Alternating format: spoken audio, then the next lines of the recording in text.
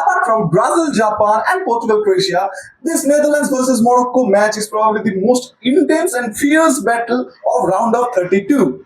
Two very good teams built on complete opposite philosophy will be clashing with each other at very early stage.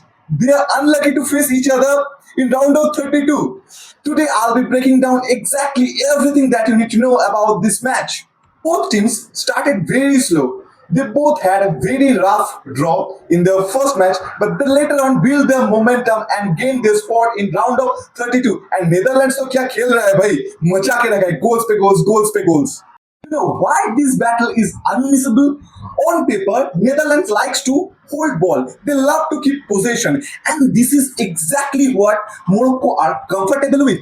They will sit compact, they will close the central channel, and they will invite Netherlands to play around them so that they can exploit during the counter phase.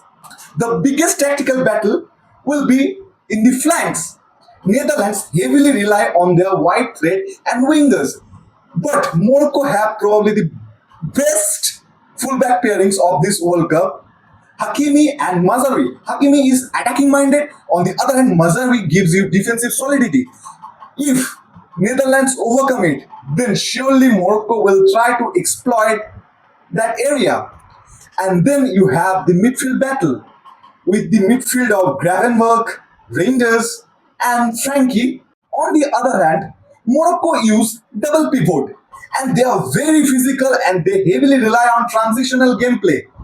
If they can force this game into a transition centric game, then they have a shot. Don't be surprised if this game goes beyond 90 minutes. I think this game will go till 120 minutes. Let's see how Netherlands play. Koeman actually is a very rigid coach.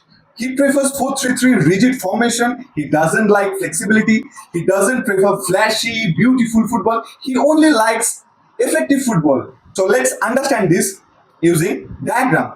Here as you can see, Van Dijk, Van Hecke and Van de Ven back three form करता है and Dumfries थोड़ा ऊपर चढ़ के खेलता है and Dumfries and Malen right half spaces में interchange करते हैं. मेलन इनसाइड आता है तो डम्फ्रीज विद देता है, उसके बाद लेट रन मार के अटैक बनाता है. And on the other hand you can see Frenkie acts as lone six and यहाँ पे तुम देख पाओगे ग्रेवेनबर्ग राइट हाफ स्पेस में ड्रिफ्ट करता है, वो फ्रैंकी के आसपास नहीं रहता है. एंड ऊपर से you have renders who provides link up play between Gakpo and Robbie. So let's go to the second picture.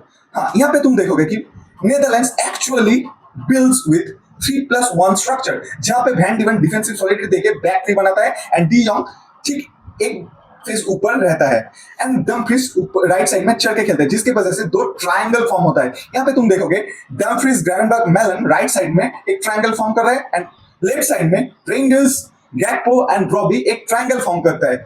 गैक्पो कभी कभी विड्थ देता है एंड कभी कभी कट इनसाइड करता है एंड रॉबी तो एक पेन इन द एस है ही सेंटर बैक्स के लिए. मेलन जब जब इनसाइड रन बनाता है, डम्फ्रीज लेट रन बनाता है एंड एक वाइड थ्रेट देता है. Have you ever wondered why Koeman starts Mullen over Somerville? Actually, Mullen is not a traditional winger. He is a wide attacker, and this is exactly what makes Dumfries effective in this system. So whenever he cuts inside, Dumfries क्या करता है, एक late run मारता है and जो space छूट जाता है उस साइड से, इसके वजह से क्या होता है, एक बहुत ही अच्छा गेम प्ले बनता है डम्फ्रीज का. एंड अगर ये समरविल रहता तो क्या होता है, वो थोड़ा टच लाइन विंगर है, जिसकी वजह से क्या होता है, डम्फ्रीज का गेम प्ले थोड़ा लिमिट हो जाता है and Somerville is a good option for second half. This Netherlands side is not perfect. They have their weaknesses. Firstly, the space between midfield and centre backs can be a pain for Netherlands because Netherlands का जो midfield trio है ना, वो man to man mark करके खेलता है. अगर opponent थोड़ा ड्रैग डाउन कर पाता है उन लोगों को अपने पोजीशन से, तो क्या होता है, उनका पोजीशनल जो स्ट्रक्चर है वो बिगड़ जाता है, जिसके वजह से सेंटर बैक्स जो है एंड जो मिडफील्ड है उसके बीच में एक ज्यादा स्पेस बन जाता है. And Morocco can exploit that if they want to win the game. And their second weakness is Netherlands are not that comfortable in defending during low block. ये हमने टाइम एंड टाइम देखा है, Japan के against भी वही हो चुका है. अगर एक ऐसा सिचुएशन आया जहां पे मोरक्को कॉन्स्टेंटली उनके ऊपर हेवी प्रेशर बना रहा है एंड अटैक पे अटैक किया जा रहा है, वहां पे Netherlands will get exposed and they will कंसीड goal obviously. Let's understand how Morocco prefers to play. Before talking about Morocco shit, do you know who is the best team to attempt highest take-ons per game in this entire World Cup. Actually, Algeria leading this list with 19.95 dribble attempts per game on an average, and Morocco are the second best. They have 19.81 take-ons per game, and इस World Cup में बाकी team का average है just 11.92. Just imagine they have their African flair, not Joga Bonito वाला flair. So what's their shape? Morocco plays with 4-2-3-1 formation, जहां पे देखोगे कि मजहरी बैक थ्री बना के चलता है या फिर बैक फोर, एंड हकीमी वहां पे लेट रन मारता है, and Brahim Diaz and Hakimi constantly right half space में इंटरचेंज करता है अपना पोजीशन. अगर ब्राहिम इनसाइड मारता है तो हकीमी विद देता है, अगर हकीमी इनसाइड में आता है तो ब्राहिम विद देता है, एंड बोअती एंड एलानोई कॉन्स्टेंटली अपने ऊपर इंटरचेंज करता है अपना position, and link up play में हेल्प करता है, एंड डिफेंसिव फेजेस में भी हेल्प करता है. एंड वहां पे मोरक्को का जो लेफ्ट विंगर है वो ओनाई के साथ एक ज्यादा बढ़िया कॉम्बिनेशन बनाता है, एंड साइबरी जो है वो एक फॉल्स नाइन की तरह खेलता है, जिसके वजह से बहुत ही बढ़िया link up and hold up play होता है. And you be shocked to know that Morocco doesn't have any proper striker. They use Saibari as a striker who is not a striker.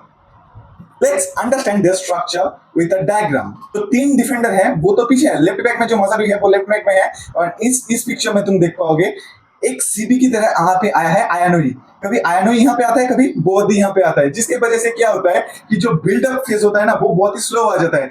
लेकिन ये ठीक है, तुम अगर टफ ओपोनेंट के खिलाफ खेल रहे हो तो ये सिस्टम कम कर देगा, लेकिन अगर तुम स्कॉटलैंड जैसे टीम के खिलाफ खेल रहे हो तब भी ये पोजीशन मेंटेन करने का क्या फायदा है, मुझे समझ नहीं आता. जो कि इन लोगों ने चेंज कर दिया था सेकंड हाफ में, एंड राइटली सो. यहाँ पे तुम देख पाओगे 3+2 बिल्डअप है, जहाँ पे तीन सेंटर बैक्स में जो है उसके आगे दो सीडीएम्स है. This gives better flexibility during transition, and इसकी वजह से क्या होता है बिल्डअप भी जल्दी होता है.